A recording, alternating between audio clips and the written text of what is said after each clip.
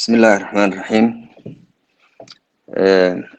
fariintani waxay ku socotaa dadkii iska diiwaan geliyay safaaradda ee u kala socday Muqdisho iyo Hargeysa. Maanta bishu waa 17 waa maalin Axad ah. Waxaa fariinta soo duubaya oo hadlaya waa Jaamac Aydiid oo ah tanjiraha Soomaaliya ee Turkiga u fadhiya. Waa fariintii labaad ee ku socota dadka iska diiwaan geliyay safaaradda ee labada group ee WhatsApp-ka loo sameeyay. fariintii hore waa aniga idin sheegay in aan ku maqanahay qiime dadku ka bixi karaan. waan dareensanahay in dadkii raagsadeen aad u raagsadeen waliba aniguna waxaan ka xishoonayay mar walba in aan wax qaali ah oo ay dadku ka bixi karin maadaama dad badan ay duruufo haystaan inaan soo gudbiyo.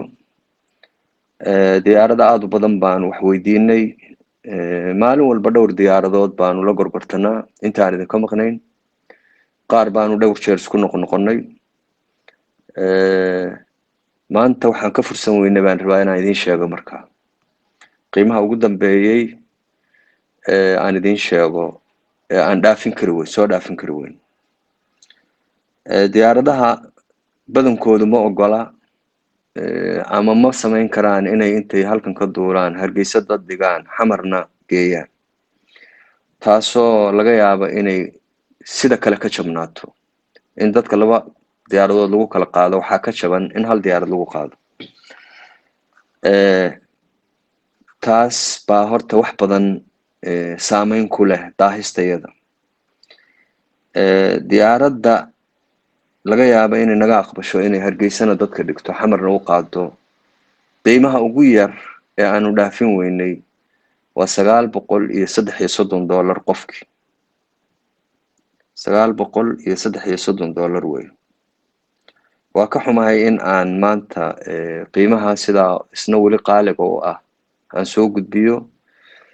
waxaan anigu filayay dad badan in ay filayeen in aynu heli karno wax 700 iyo agagaarkeeda ah $700 iyo agagaarkeeda ah in la soo helo.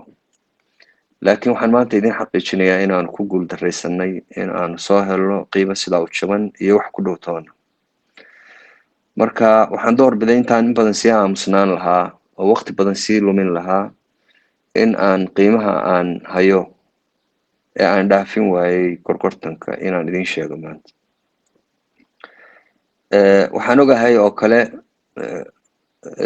rakaabka u socda Hargeysa inay iyagu lacagta iska ururiyeen oo ay 80 qof ay haystaan lacagteedii. lacagtuna intaa aysan waxba ka yarayn.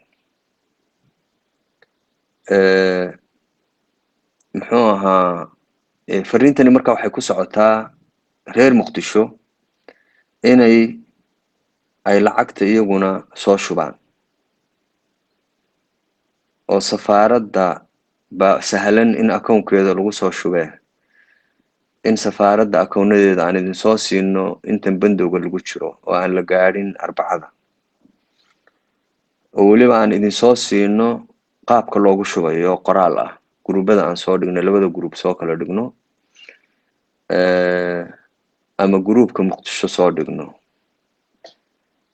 sababtoo ah dadka qaar badani akoono kuma leh bangiyada Turkiga oo lacag kama soo xawili karaan magacooda ku qoran.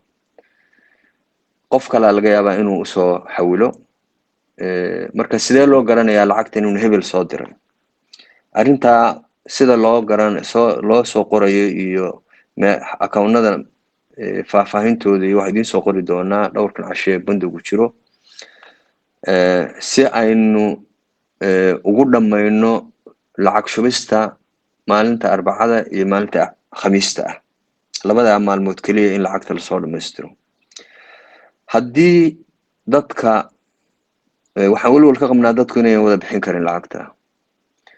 haddii dadku ay dadka lacagta soo shubay gaari waayaan tiradii diyaaradda lacagteeda bixin kari lahayd, dee talaynu isugu soo noqonanaa.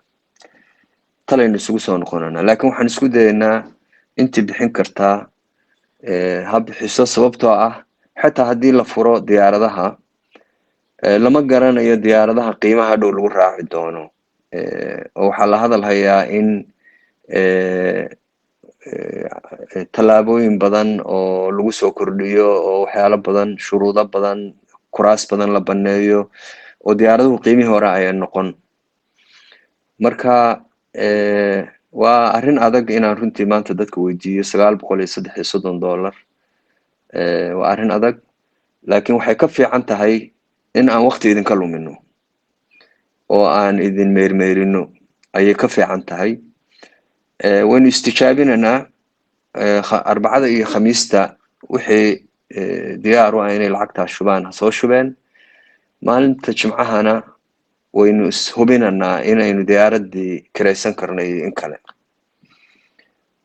dadka hala wada gaadhsiiyo.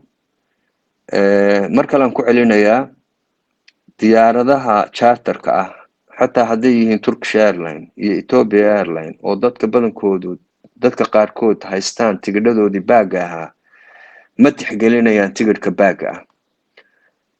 marka taana ha lagu talagalo. diyaaradaha charterka sidan oo loo kiraysanayo, maalinta horena waan sheegay, ma tixgelinayaan. waxaan rabaa markaa in aan mar kale idhaahdo, waynu labadaa maalmood marka laga baxo bandowga hala dadaalo. isla jimcahana waynu isqiimeynaynaa. wixii ka dambeeyana de waxaynu u tabaabushaysananaa sidii diyaaradii loo abaabuli lahaa, dadkii sharciye loogu samayn lahaa ay kaga baxaan magaalooyinka kale ee aan Istanbul ahayn, ayaynu abaabul gelaynaa. waa haddii tirada aynu filano aynu buuxino, haddii la haydmo waynu isla soconanaa.